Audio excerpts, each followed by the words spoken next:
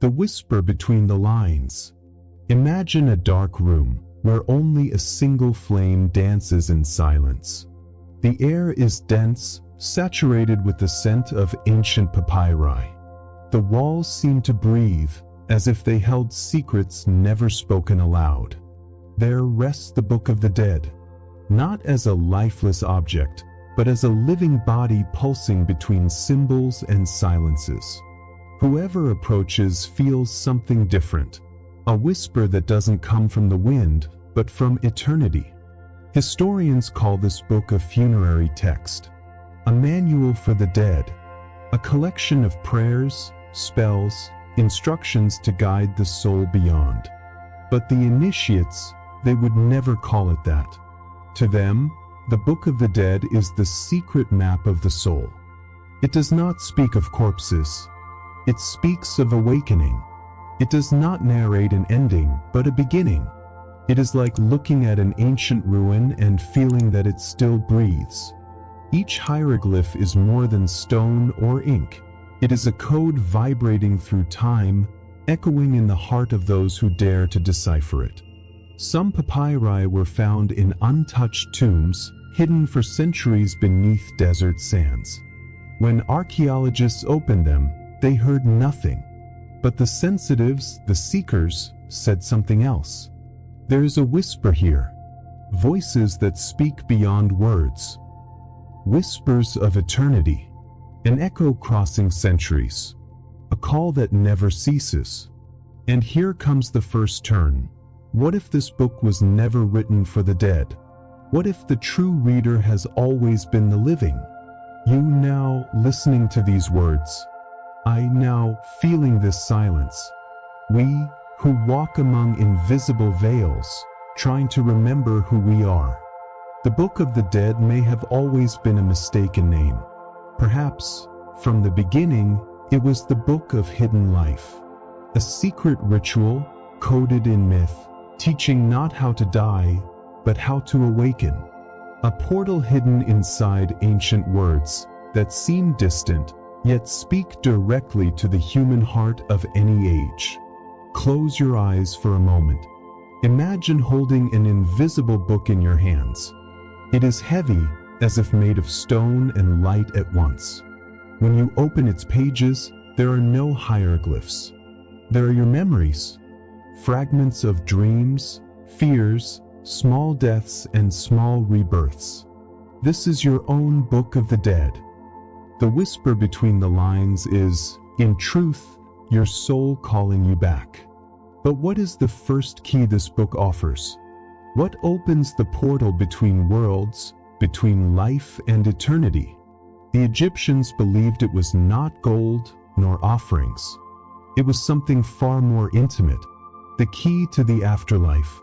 In ancient Egypt, death was not called the end. They used a different expression, exit to the light. There was no idea of eternal darkness, but of a luminous portal, a crossing. Imagine the desert at dawn. The sun rises as if tearing the fabric of the invisible. The golden sand reflects a glow that feels almost spiritual.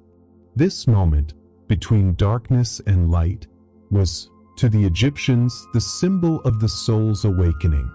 But according to them, no one crossed alone. A key was needed, a vibrational password.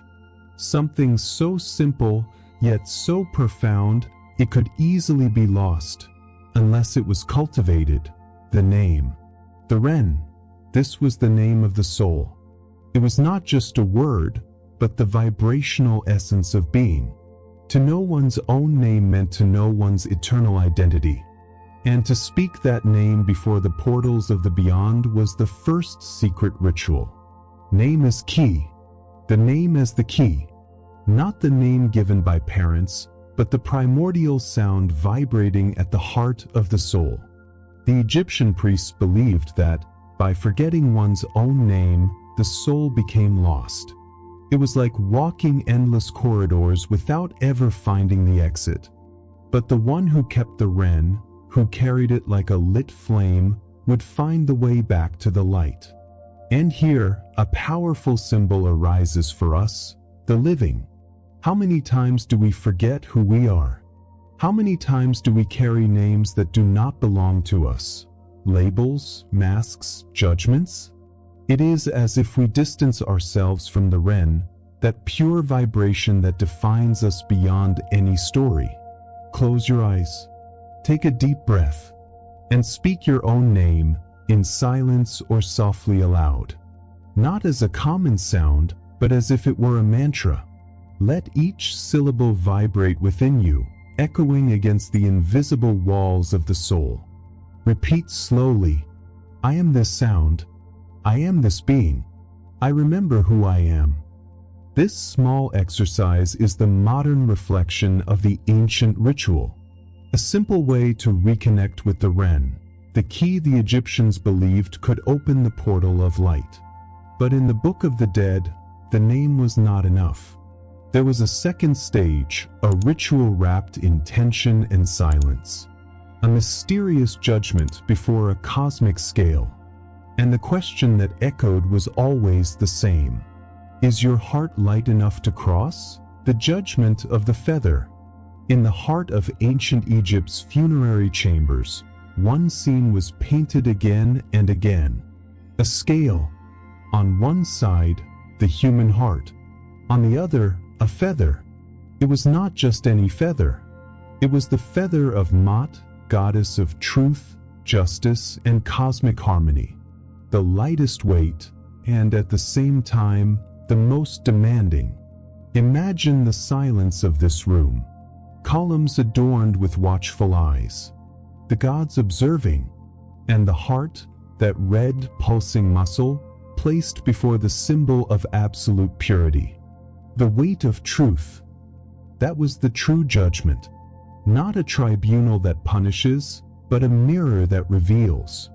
If the heart was lighter than the feather, the soul moved forward, free, radiant, toward the field of reeds, the Egyptian paradise.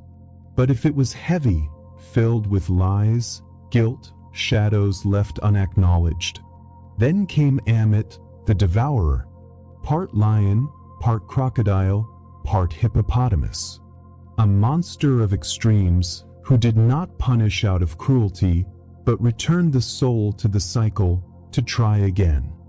Think of every resentment, every lie told to yourself, as a stone placed within your chest. At first, they seem small, but over time, they become invisible walls, weighing more than the body itself. The judgment of the feather is not about distant gods, but about what we carry inside. A simple exercise, inspired by this ritual, can be done now. Take a blank sheet of paper.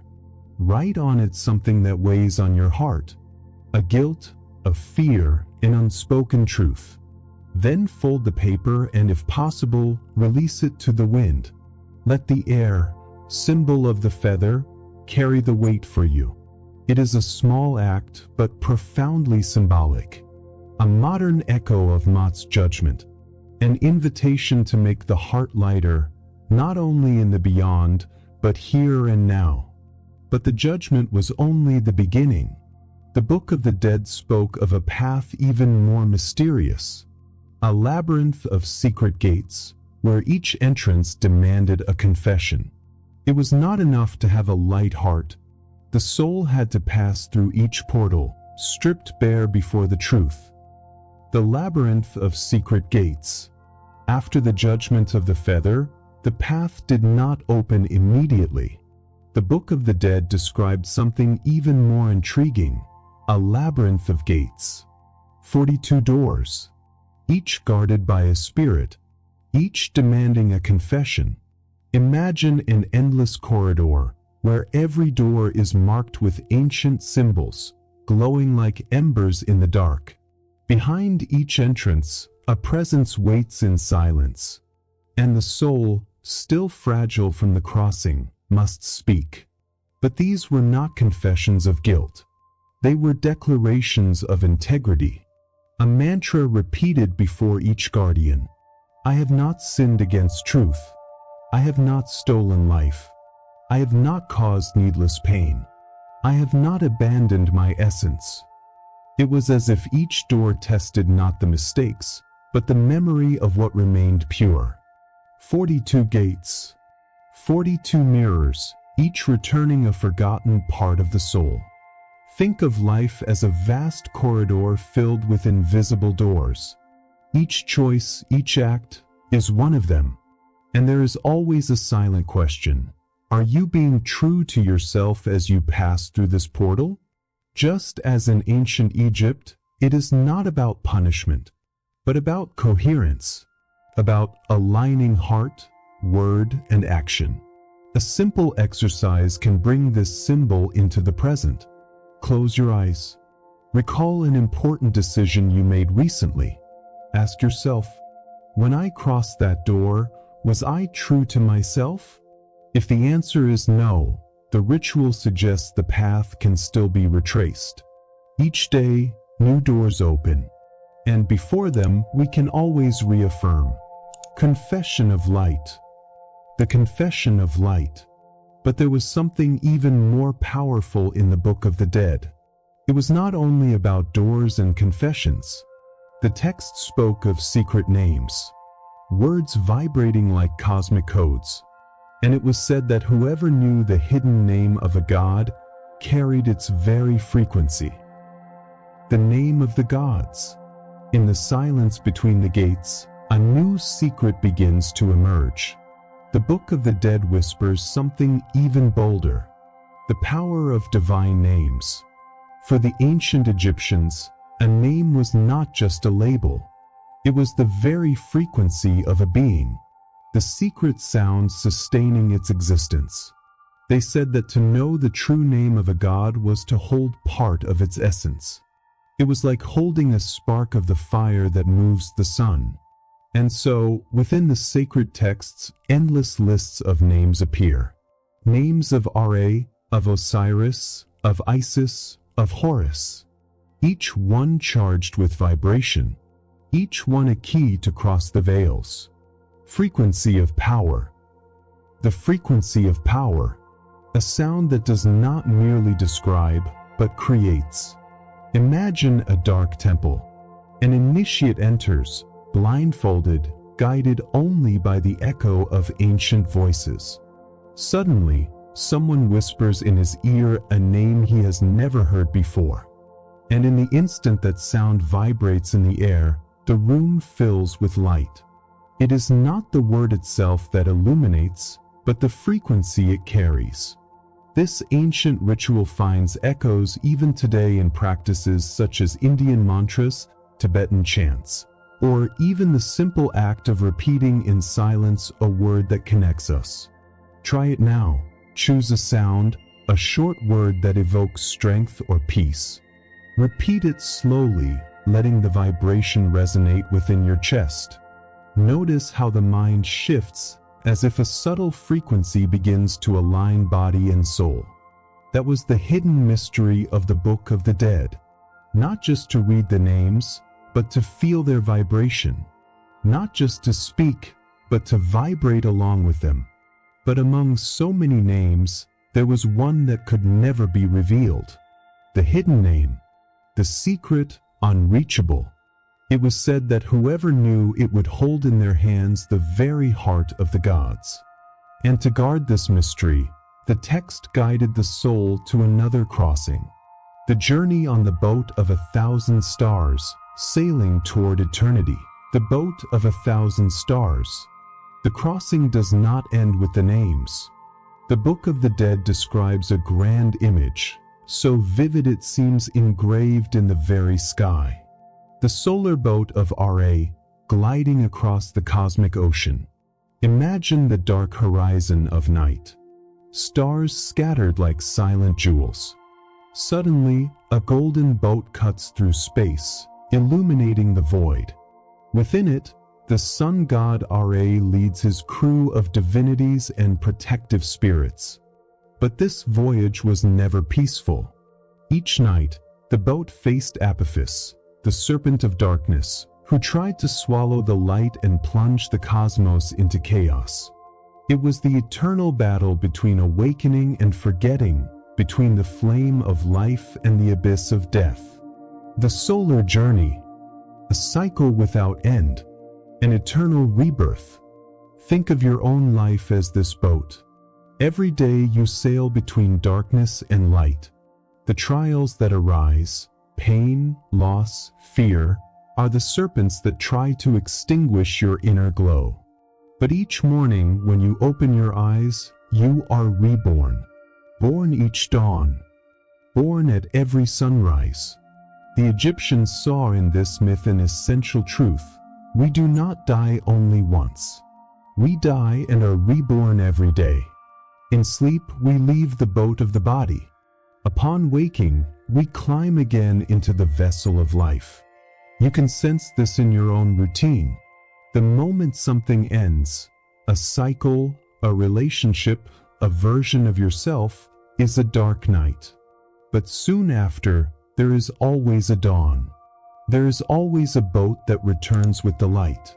Practicing this vision changes everything. Instead of seeing the end as tragedy, we see it as passage. Instead of fearing the night, we learn to recognize the power of rebirth. But there was still a deeper detail in this myth. For the soul to be reborn in fullness, it needed more than to cross on the boat. It had to recover its voice. A ritual so sacred that even the dead awaited it. The ritual of the open mouth. The ritual of the open mouth. In the deep silence of the tomb, a priest approaches the body. He holds a scepter-shaped instrument, crafted of metal and sacred wood. With delicacy, he touches the mouth of the deceased. And then he chants ancient words, words the wind seems to carry to the other side. It was the ritual of the open mouth, one of the most important in all of Egyptian tradition. The purpose was not to give voice to the dead so they might speak again like humans. It was far deeper. This gesture returned to the soul the power to speak its truth, to sing its name, to recite the hymns that would open the invisible gates. Without the voice, the soul would be condemned to silence. Without speaking, it could not remember. Without remembering, it could not cross. Voice of the soul. The voice of the soul. More than sound, a vibration that reopens the link between spirit and eternity. Think of your own life. How many times do you remain silent, even when the heart is screaming? How many truths stay trapped inside the chest, suffocated by the fear of judgment? These accumulated silences are like invisible tombs. And the ritual of the open mouth is not only for the dead, it is also for the living who long to recover their inner voice. Try now a simple exercise, inspired by this ancestral ritual. Close your eyes. Breathe deeply, slowly, completely. Then release a sound. It does not need to be a word, only a sound. A murmur, a chant, a vibration of any kind. Let the body choose. That sound, so simple, is already a door opening. It is the echo of your inner voice awakening again. It is you practicing in life what the priests once offered to the soul after death. Opening the mouth. Opening the mouth not only to speak, but to remember your very essence. But the Book of the Dead was not only about voice, names, and portals. It concealed a mirror that did not reflect faces, but consciousness.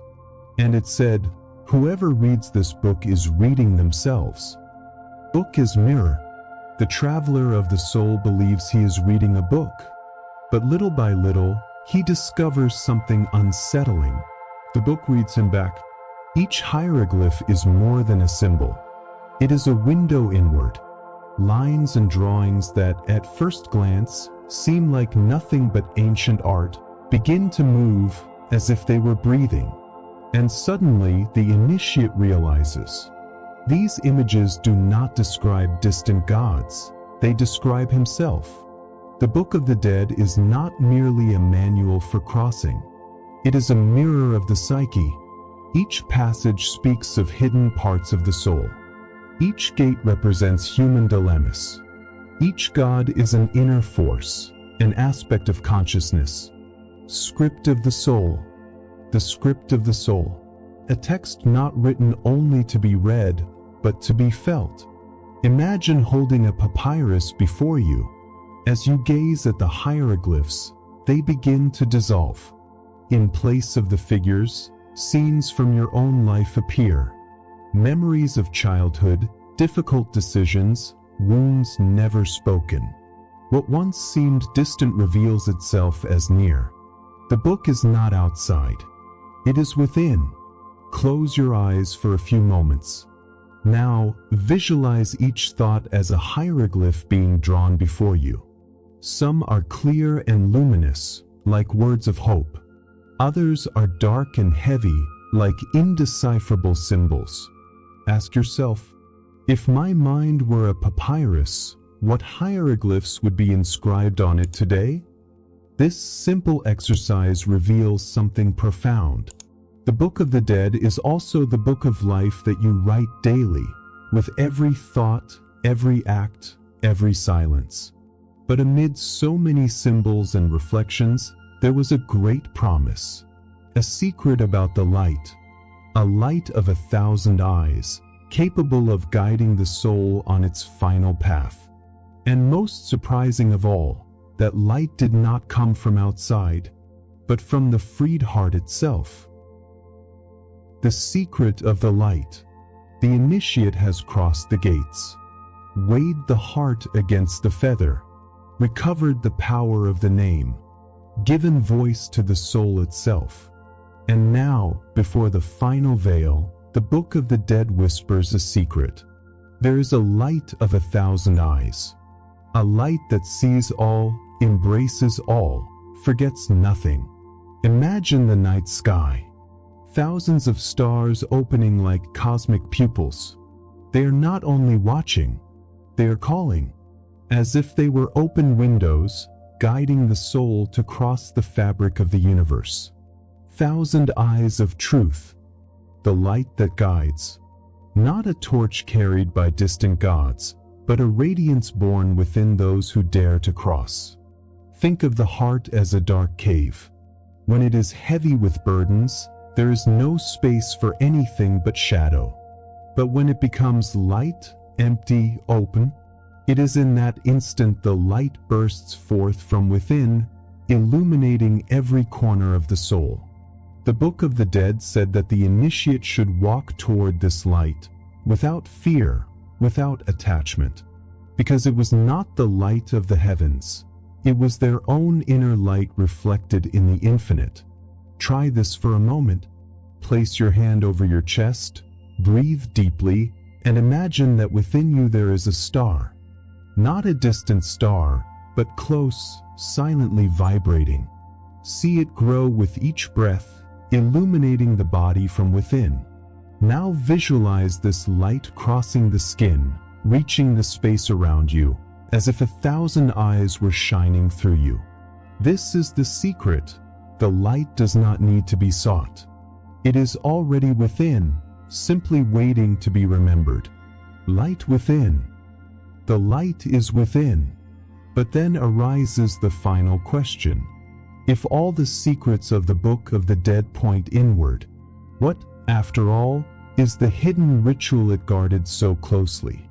The answer may be simpler and more transformative than we ever imagined. The hidden ritual. After passing through all the veils, facing judgment, opening the gates, and rediscovering the light, the initiate comes upon the final revelation. And it does not arrive as a divine decree. It does not come as the command of distant gods. It rises as a gentle whisper, like an ancient memory the soul had always known. The true secret ritual is to live. The Book of the Dead is not, after all, a manual for corpses. It is a guide for the living. It is the map of every breath, every choice, every silence that shapes the crossing. The ritual is life. Imagine your life as an immense tapestry woven by invisible hands. Each act is a thread, some golden, others dark, others nearly transparent. From afar, it seems chaotic, but up close, each thread has its place, each color sustains the other. The secret ritual is not to follow external instructions, but to realize that every gesture is part of this invisible design. The Book of the Dead said, "Each breath is a door to eternity." Try now. Inhale deeply. Feel the air entering you like light. Exhale slowly, as if returning that light to the universe. This simple act is the hidden ritual. To breathe with awareness. To live knowing that each instant is sacred. It is not in the beyond that awakening happens. It is here. It is now. Every breath eternal. You do not need to wait for death to cross portals. You do not need to search in tombs or secret papyri for the key to the soul. The Book of the Dead was, in truth, the book of life. And every page was always written within you. The soul already knows the way. It only whispers, waiting for you to remember. And when you do, you realize the secret ritual was never hidden. It has always been the life you are already living.